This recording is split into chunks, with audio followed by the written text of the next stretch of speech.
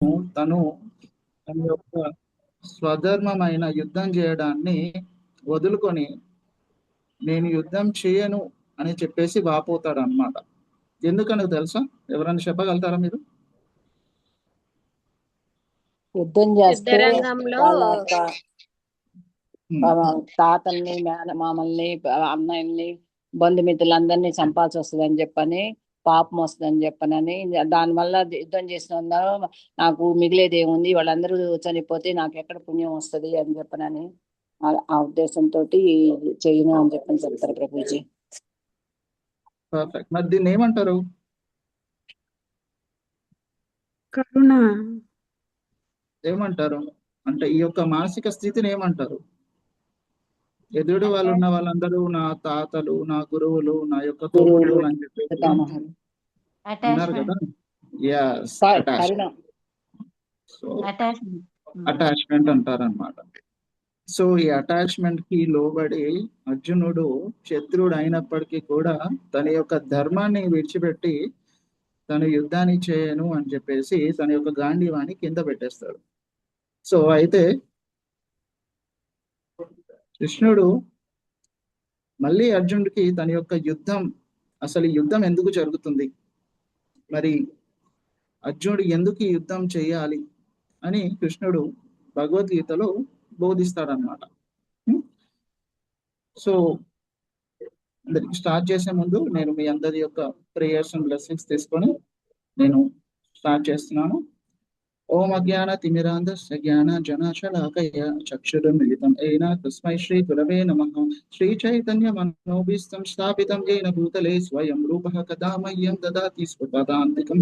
వందేహం శ్రీగురు శ్రీయుతపదకమలం శ్రీగురున్ వైష్ణవాంశ శ్రీరూపం సాగ్రజాతం సహగణ రఘునాథాన్వితం తం సజీవం సాద్వైతం సావధూతం పరిజనసహితం కృష్ణ చైతన్యదేవం శ్రీరాధా కృష్ణ పాదాన్ సహగణ లలితా శ్రీ విశాఖాన్వితాంశ నమః. ఓం విష్ణుపాదాయ కృష్ణ ప్రేష్టాయ భూతలే శ్రీమతే భక్తి వేదాంత స్వామి నితి నామినే నమస్తే సరస్వతే దేవే గౌరవాణి ప్రచారిణే నిర్విశేష శూన్యవాది పాశ్చాత్య దేశతారిణే నమో మహావదన్యాయ కృష్ణ ప్రేమ ప్రదాయతే కృష్ణాయ కృష్ణ చైతన్య నామినే గౌరతిశే నమః. హే కృష్ణ కరుణ సింధో దీనబంధో జగత్పతే గోపేశ గోపికా కాంత రాధా కాంత నమోస్తుతే. తప్త కాంచన గౌరాంగి రాధే వృందావనేశ్వరి వృషభానుసుతే దేవి ప్రణమామి హరిప్రియ. వాంఛాకల్పతరుభ్యశ్చ కృపా సింధుభ్య ఏవ చ పతితానాం పావనేభ్యో వైష్ణవేభ్యో నమో నమః. जय श्री कृष्ण चैतन्य प्रभु नित्यानंद श्री अद्वैत गदाधर श्रीवासादि गौर भक्त वृंद. हरे कृष्णा कृष्ण कृष्ण हरे हरे हरे राम राम राम हरे हरे. हरे कृष्ण कृष्ण कृष्ण हरे हरे हरे राम राम राम हरे हरे. जय जय श्री चैतन्य जय नित्यानंद जय अद्वैत चंद्र जय गौर भक्त वृंद. जय जय श्री चैतन्य जय नित्यानंद जय अद्वैत चंद्र जय गौर भक्त वृंद. जय जय श्री चैतन्य जय नित्यानंद जय अद्वैत चंद्र जय गौर भक्त वृंद. ओम नमो भगवते वासुदेवाय. ओम नमो भगवते वासुदेवाय. नारायणं नमस्कृत्यं नरं चैव नरोत्तमं देवीं सरस्वतीं व्यासं ततो जयमुदीरयेत् नत्रप्रायेषु भद्रेषु नित्यं भागवत सेवया भगवती उत्तम श्लोके भक्तिर्भवति नैष्टिकी. कृष्णाय वासुदेवाय देवकी नंदनाय च नंदगोपकुमाराय गोविंदाय नमो नमः. मुखं करोति वाग्दानं कृपातमहं वन्दे श्रीगुरुं दीनतारिणं परमानन्दमाधवं श्रीचैतन्य. హరే కృష్ణ. థ్యాంక్ యూ మాతాజీ అండ్ ప్రభుజీ. అయితే మనం ఈ రోజు భగవద్గీత 2వ అధ్యాయం 33వ శ్లోకం డిస్కస్ చేసుకోబోతున్నాం. అయితే ముందుగా మాతాజీ చెప్పినట్టు అర్జునుడు తన యొక్క ఎవరైతే కౌరవులు ఉంటారో వాళ్ళపైకి యుద్ధం చేయడానికి నిరాకరిస్తారన్నమాట. ఎందుకంటే వారు కూడా తమ వాళ్ళే కాబట్టి అనే అటాచ్మెంట్ తో నిరాకరిస్తారన్నమాట. సో అలా నిరాకరించడం వల్ల ఈ శ్లోకంలో మనం తెలుసుకుందాం. ముందుగా నేను శ్లోక చెప్తాను, తర్వాత మీరు నాతో పాటు రిసైట్ చేయండి. అచ్చేత్వం ఇమం ధర్మ్యం సంగ్రామం న కరిష్యసి తథా స్వధర్మం కీర్తం చ హిత్వా పాపం వాక్ష్యసి. అచేత్వం ఇమం ధర్మ్యం సంగ్రామం న కరిష్యసి తథా స్వధర్మం కీర్తిం చ హిత్వా పాపం అవాప్స్యసి. హరే కృష్ణ. ఇప్పుడు ఎవరైనా శ్లోకం చదువుతారో ఒకసారి? మార్నింగ్ అండ్ నైట్ ఇది మార్నింగ్ అండ్ నైట్ 3 times నుంచి ఇప్పుడు 2 times after bath. Hare Krishna Mataji some Prabhuji అందరూ మ్యూట్ లో ఉండండి ప్లీజ్. ఇచ్చారు కదా అది కూడా రాయదు.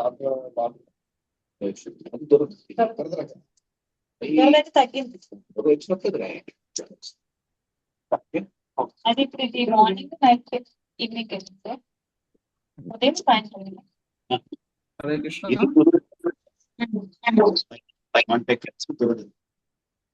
Morning 8 okay sir.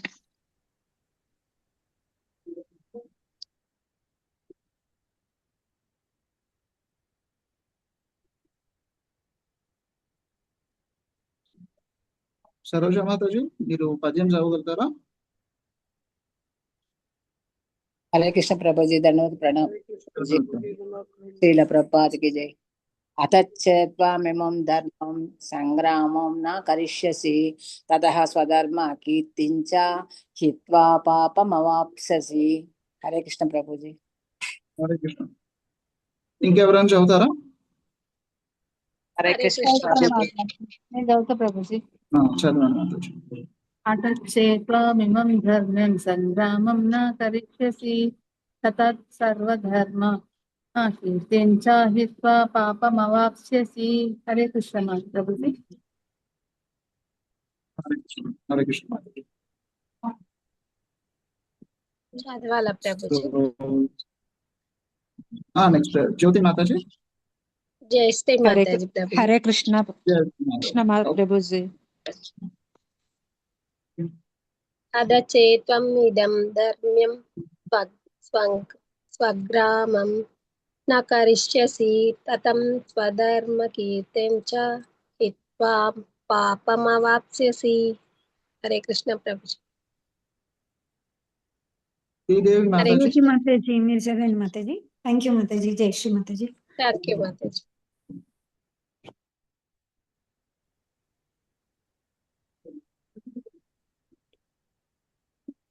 జ్యోతి మాతాజీ. హరే కృష్ణ మాతాజీ. హరే కృష్ణ చదవండి. ప్రభుజీ. అదశ్చేత్వామిమం ధర్మం సంగ్రామం న కరిష్యసి తతః స్వధర్మ కీర్తించ హిత్వా పాపమవాప్స్యసి.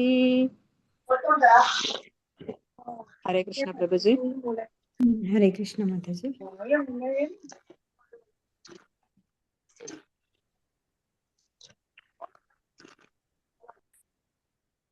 నేను చదువుతాను ప్రభుజీ.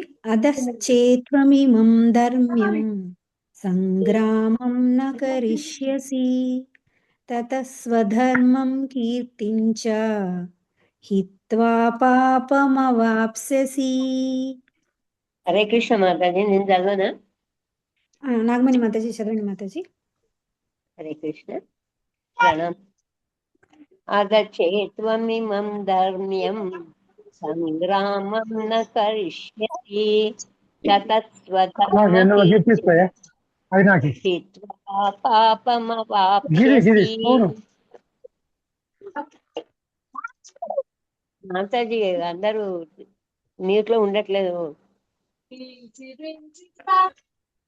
హరే కృష్ణ ప్రభుజీ అండ్ మాతాజీ, ప్లీజ్ మాట్లాడిన వాళ్ళందరూ మ్యూట్ లో ఉండండి, అందరికి డిస్టర్బెన్స్ అవుతుంది లేకపోతే. చదవాలన్నా మాతాజీ నేను? చదవండి మాతాజీ. అత చేత్వామిదం దమ్యం సగ్రామం న కరిష్యసి తతః సత్వర్మకీర్తిం చ హిత్వా పాపమవగస్యసి. కృష్ణ మాతాజీ. హరే కృష్ణ. నేను చదవన మాతాజీ. చదవండి మాతాజీ. అదచేత్వమిమం ధర్మ్యం సంగ్రామం న కరిష్యసి తతః స్వధర్మ కీర్తించ హిత్వా పాపమవాప్స్యసి. హరి హరి బోల్ మాతాజీ. థ్యాంక్ యూ మాతాజీ. హరే కృష్ణ. ఎవరైనా అనువాదం చదువుతారా? హరే కృష్ణ ప్రభు. చదవనా ప్రభుజీ? చదవండి మా. అనువాదము. ఒకవేళ నీవు నీ ధర్మమైన యుద్ధమును నిర్వహింపనిచో స్వధర్మమును నిర్లక్ష్యపరిచినందులకు నిత్యముగా పాపం నందుటయే కాక యోధుడు గాని కీర్తిని కూడా నీవు కోల్పోవుదువు. హరే కృష్ణ ప్రభుజీ. దండవత్కన. హరే కృష్ణ మాతాజీ. థ్యాంక్ యూ మాతాజీ. సో అయితే ఈ యొక్క శ్లోకంలో అనువాదంలో భగవంతుడు అర్జునుడితో ఏమంటాడంటే, ఒకవేళ గనుక నీ యొక్క క్షత్రియ ధర్మాన్ని నీకు నిర్వర్తించనిచో దానివల్ల రెండు జరుగుతాయి అంటారు. ఒకటి ఏంటంటే, నీవు నీకైతే ఒక మంచి రెప్యుటేషన్ ఉందో, నీకైతే గొప్ప యోధుడు అని, గొప్ప శిష్యుడు అనే పేరుందో అది నువ్వు కోల్పోతావు. రెండవది దాంతో పాటుగా ఏమవుతుందంటే నువ్వు పాపం కూడగట్టుకుంటావు, నరకానికి వెళ్తావు అని చెప్తారనమాట భగవంతుడు. అయితే మొదట అర్జునుడు ఏమంటాడంటే, ఒకవేళ నేను యుద్ధం చేస్తే అది పాపం అవుతుంది అని అంటారు. కానీ కృష్ణుడు ఏమంటాడంటే, నీవు ఈ ధర్మ యుద్ధం చేయకపోతే అప్పుడు నిజంగా పాపం జరుగుతుంది అని భగవంతుడు అంటాడు అన్నమాట. ఎందుకంటే ఇది ఆర్డినరీ బ్యాటిల్ అనేది కాదు, ఇది ఒక రిలీజియస్ బ్యాటిల్. అంటే ఇది ఒక ధర్మ యుద్ధం అన్నమాట. మంచికి చెడుకి, న్యాయానికి అన్యాయానికి, ధర్మానికి అధర్మానికి జరిగే ఒక యుద్ధం అన్నమాట. ఇట్లా సముద్రంలో కొట్టుకొని వస్తుంది. హరే కృష్ణ. మాతాజీ కొంచెం మ్యూట్ లో ఉంటారు. సో అయితే ఇది ధర్మ యుద్ధం కాబట్టి భగవంతుడు స్వయంగా తాను అర్జునుడి పక్షాన ఉంటూ ధర్మ యుద్ధం చేయమని అర్జునుడిని ప్రేరేపిస్తున్నాడు. కాబట్టి అర్జునుడు చేయకపోతే అది ఖచ్చితంగా పాపమే అవుతుంది. ఎందుకంటే అర్జునుడు ఎవరు? హరే కృష్ణ. అర్జునుడు శిష్యుడు ప్రభుజీ. అర్జునుడు క్షత్రియుడు. క్షత్రియుడి యొక్క ధర్మం ఏంటి?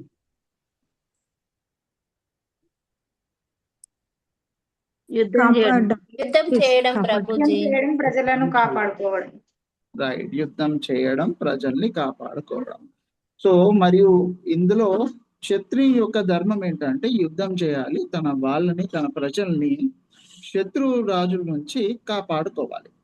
అయితే కాపాడుకునే క్రమంలో ఇక్కడ మనం అహింస అనేది చేయడం తప్పు. హింస అనేది అవసరం పడుతుంది.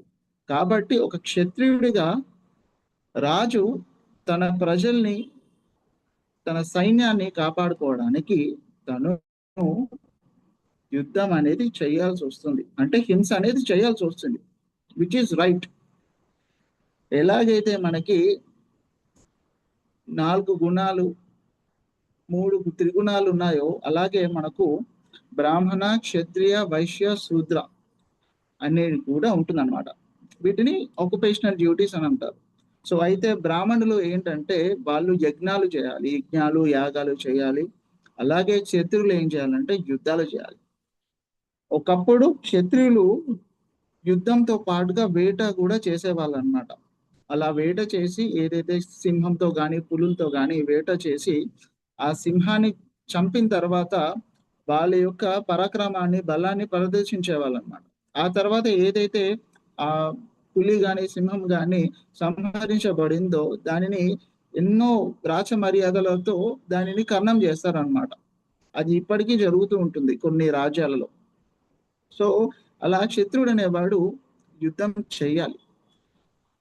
సో అర్జునుడు ఏంటంటే ఒక గొప్ప వీరుడిగా, ఒక గొప్ప యోధుడిగా ఎంతో పేరు పొందాడు. సో అర్జునుడు ఎంతో మంది దేవీ దేవతల నుంచి అనేకమైనటువంటి అస్త్రాలను సంపాదించాడు.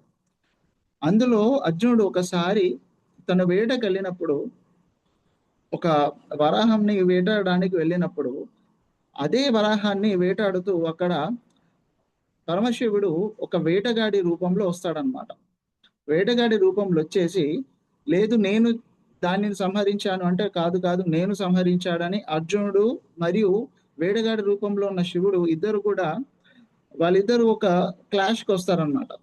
ఆ తర్వాత ఎవరు చంపారో తెలుసుకుందామని చెప్పేసి వీరిద్దరి మధ్య ఒక కాంపిటీషన్ అనేది జరుగుతుంది. సో అలా అర్జునుడు ఏం చేస్తారంటే తన యొక్క విలువ విద్య నైపుణ్యంతో ఆ పరమేశ్వరుని కూడా ఓడిస్తారనమాట.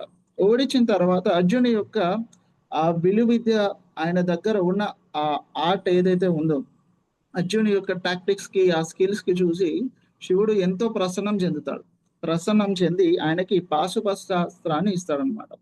సో శివుని మీదనే ఆయనను గెలుపు సాధించాడు. సో అర్జునుడు అంత గొప్ప వీరుడు అన్నమాట. సో అలా ఎప్పుడైతే ఒక క్షత్రియుడు గెలుస్తాడో అతనికి కొన్ని అస్త్రాలు అనేది ఇవ్వడం జరుగుతుంది.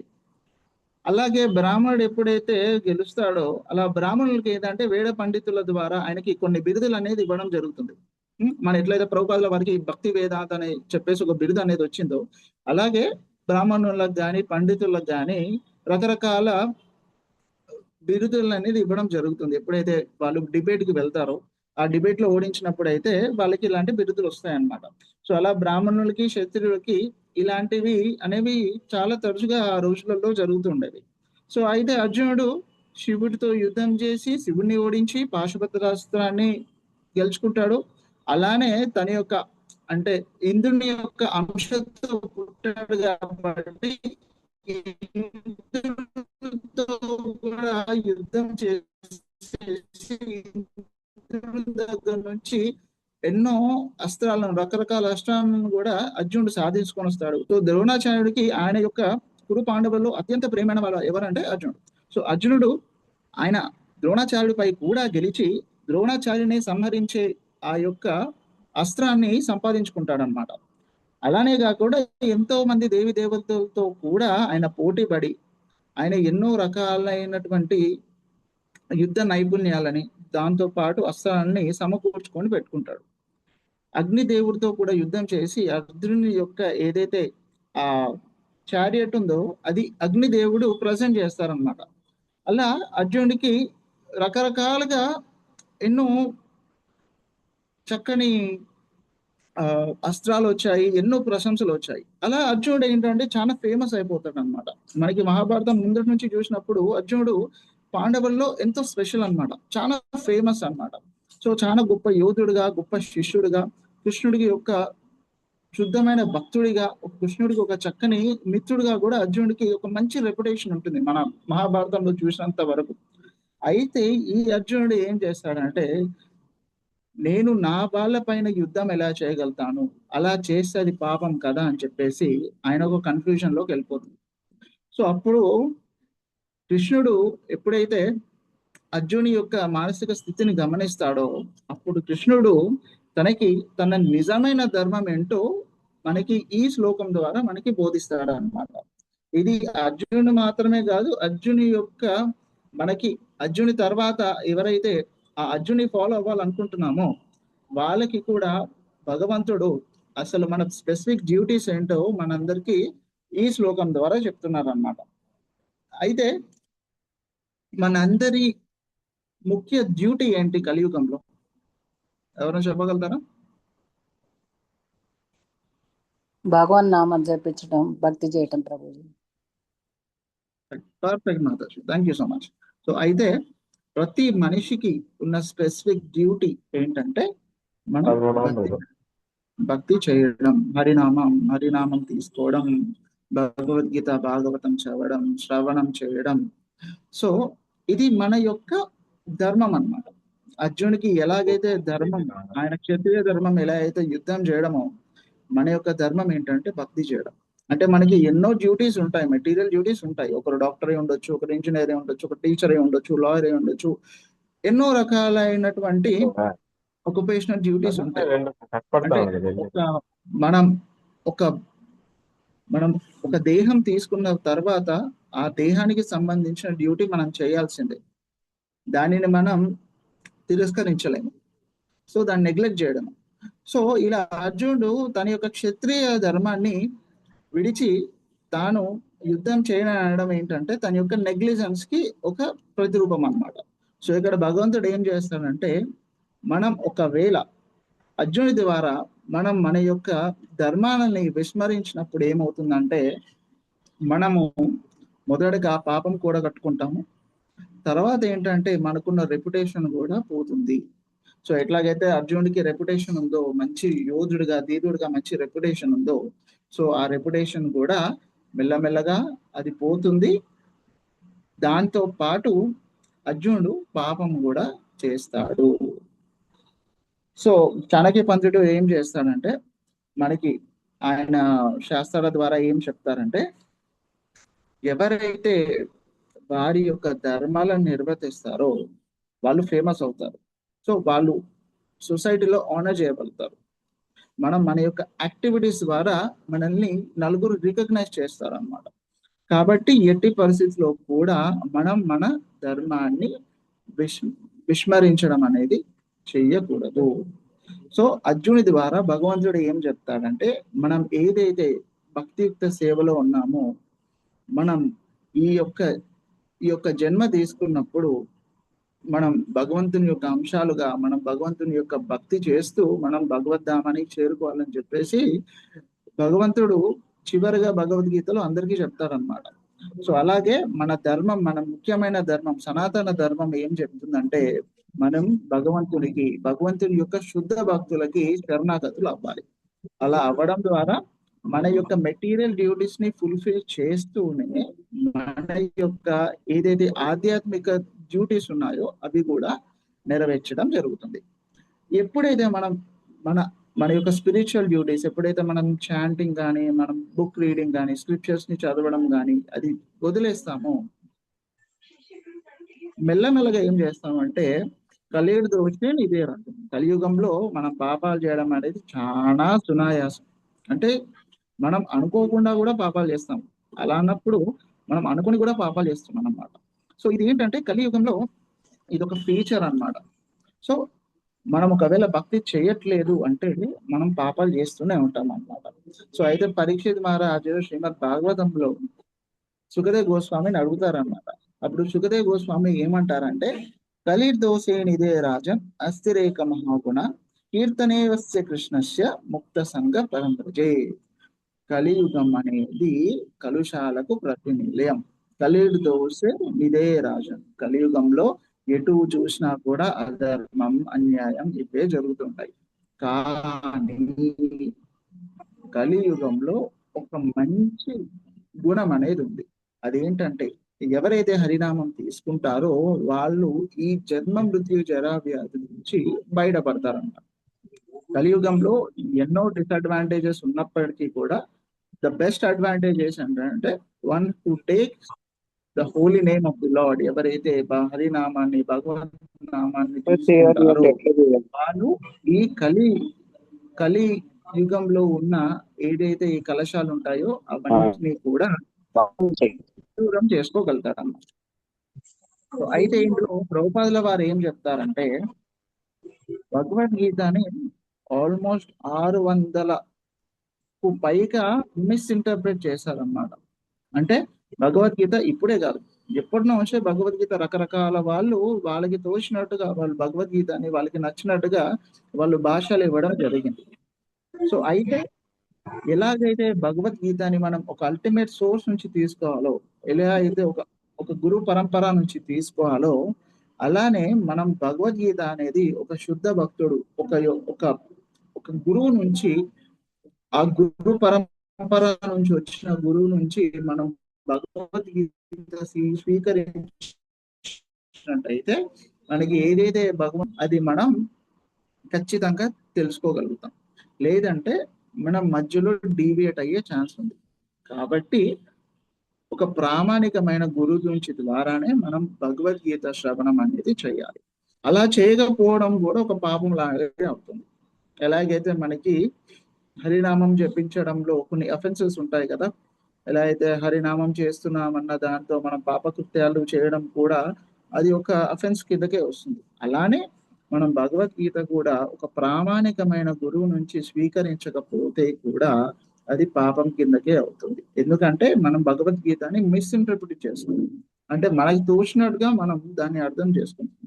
యాక్చువల్ గా భగవంతుడు ఏం చెప్తాడంటే, భగవంతుడు శ్రీ చైతన్య మహాప్రభు రూపంలో వచ్చి, భగవంతుడు తానే స్వయంగా ఒక భక్తుడు రూపంలో వచ్చి భగవద్గీతలో తను ఏదైతే అర్జునుడికి బోధించాడో దానిని ప్రాక్టికల్ గా మనకి చేసి చూపించారు. అంటే గీత యొక్క సారం ఏంటి, దాని సారాంశం ఏంటి, మరియు మనం గీతను ఎలా అర్థం చేసుకోవాలి, దాన్ని మన నిజ జీవితంలో ఎలా ఆచరించాలి అనేది శ్రీ చైతన్య మహాప్రభు ఆయన యొక్క జీవితం ద్వారా మనకి కళ్ళ కట్టినట్టు చెప్పారు.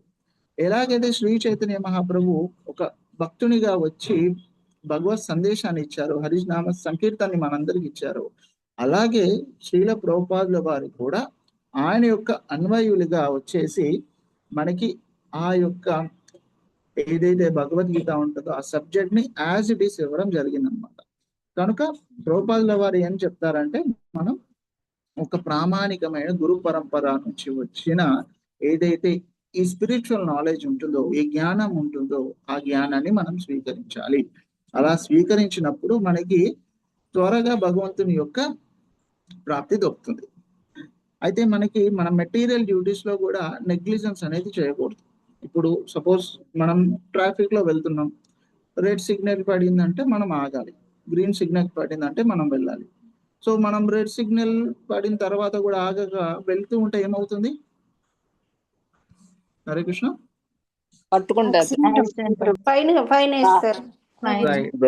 ఒకటి ఏంటంటే ట్రాఫిక్ పోలీస్ పట్టుకుంటారు, లేదు ఇంకోటి ఏంటంటే మనకి ఒక్కోసారి యాక్సిడెంట్స్ కూడా అవ్వచ్చు.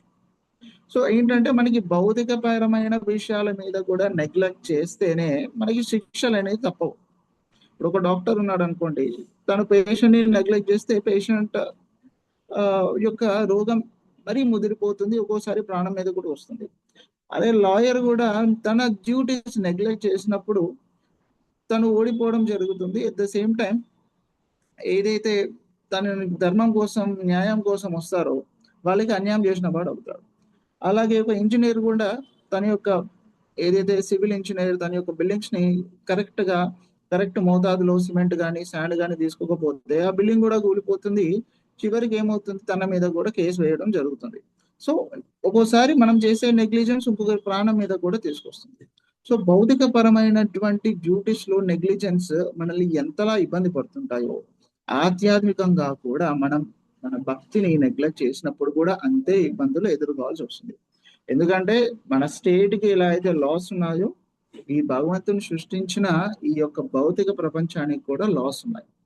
ఆ లాస్ అనేది మనకి భగవద్గీతలో భగవంతుడు క్లియర్ గా చెప్పారు. ఏం చెప్పారు అంటే, స్వర్గ ధర్మాన్ పరిత్యజ్య మామేకం శరణం వ్రజ్ హం త్వాం సర్వ పాపేభ్యో మోక్షయిష్యామి మాస్టర్. అంటే మనం ఒక భగవంతుని కానీ భగవంతుని యొక్క శుద్ధ భక్తుని కానీ మనం శరణాగతులు అవ్వాలి. శరణాగతులు అయితే తప్ప మనకి ఈ భగవద్ జ్ఞానం అనేది మనకి అంత త్వరగా లభించదు. కనుక ఈ కృష్ణ చైతన్యం అనేది సనాతన ధర్మం.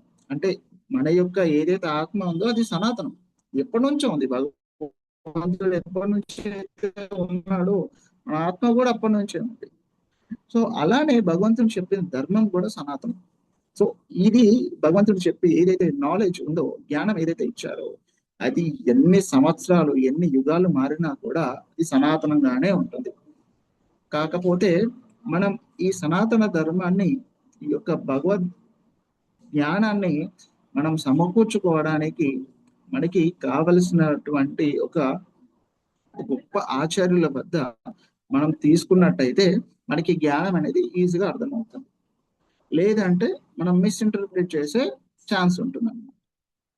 కనుక మనం ఏం చేయాలంటే, మనం ఎలాగైతే మన యొక్క మెటీరియల్ డ్యూటీస్ ని ఎంత కాన్సన్ట్రేషన్ తో ఎంత ఫోకస్ గా అయితే చేస్తామో, అలానే మన యొక్క భక్తి కూడా అంతే శ్రద్ధగా అంతే సీరియస్ గా చేయాలి. ఎందుకంటే ఈ భక్తి అనేది కూడా చాలా ముఖ్యం. ఎందుకంటే ఇది మనల్ని ఈ భౌతిక పరమైనటువంటి దేహాన్ని నుంచి మన యొక్క శాశ్వతమైన మన ధామం ఏదైతే ఉందో తీసుకువెళ్తుంది. ఈ జన్మ మృత్యు జర వ్యాధి నుంచి మనల్ని బయటపడేస్తుంది. సో ఎవరైతే సీరియస్ గా భక్తి చేస్తారో, ఎవరైతే సీరియస్ గా హరే కృష్ణ మంత్రాన్ని తీసుకుంటారో, 4 నియమాలు సీరియస్ గా పాటిస్తూ సాధువుల యొక్క సంఘం చేసుకుంటారో, మరియు అట్లానే ప్రభుపాదుల వారి యొక్క ఏదైతే వాళ్ళ బోధనలు ఉంటాయో దానిని పాటిస్తూ చక్కని భక్తుల సాంగత్యంలో ఉంటారో, వారు త్వరగా భక్తి యుక్త సేవలో త్వరగా పురోగమిస్తారనమాట, మంచి పురోగతి చెందుతారనమాట. కనుక ఈ యొక్క శ్లోకం ద్వారా భగవంతుడు ఒక మానవుడి యొక్క మనిషి యొక్క నిజమైన ధర్మం ఏంటి, అర్జునుడికి తన క్షత్రియ ధర్మం చెప్పాడనమాట. అలాగే మనకి కలియుగ భాషలకి కూడా మన ధర్మం ఏంటో కూడా భగవంతుడు చెప్పగానే చెప్పాడు. అయితే అర్జునుడు క్షత్రియుడు కాబట్టి ఆయన యుద్ధం చేయాలి. సో యుద్ధం చేస్తే అయితే ఏమవుతుంది, యుద్ధంలో వర్ణిస్తే అయితే వీరగతి పొందుతాడు, స్వర్గానికి వెళ్తాడు. ఒకవేళ యుద్ధం గెలిస్తే ఆ రాజ్యం వచ్చేస్తుంది. ఎలా అయినా కూడా తన ధర్మం తాను పాటించినందుకు తనకి మంచే జరుగుతుంది. అంతేకాకుండా ఆ ధర్మాన్ని వీడి తాను ఆ ధర్మాన్ని నెగ్లెక్ట్ చేస్తే తనకున్న రెప్యుటేషన్ పోతుంది. అట్ ద సేమ్ టైం తను పాపం మూడగొట్టుకుంటాడు అనమాట. కనుక మనం కూడా మనకున్న ఏదైతే మెటీరియల్ డ్యూటీస్ ఉంటాయో దానితో పాటుగా మనం మన యొక్క ఆధ్యాత్మిక బాధ్యతలను కూడా స్వీకరించి వాటిని ఎంత అయితే నిష్టగా చేస్తామో వాటిని కూడా అంతే నిష్టగా చేసినప్పుడు మనకి త్వరగా భగవంతుని యొక్క కృప అనేది లభిస్తుంది అనమాట. దాని ద్వారా మనము మన యొక్క లైఫ్ లో హ్యాపీగా ఉంటూ నలుగురిని మనం ఇన్స్పైర్ చేస్తూ అట్ ద సేమ్ టైం మనం ఈ దేహాన్ని విడిచిన తర్వాత మనం ఈ భౌతిక దేహాన్ని విడిచిన తర్వాత ఆధ్యాత్మిక దేహం తీసుకోవడం కూడా జరుగుతుంది అన్నమాట.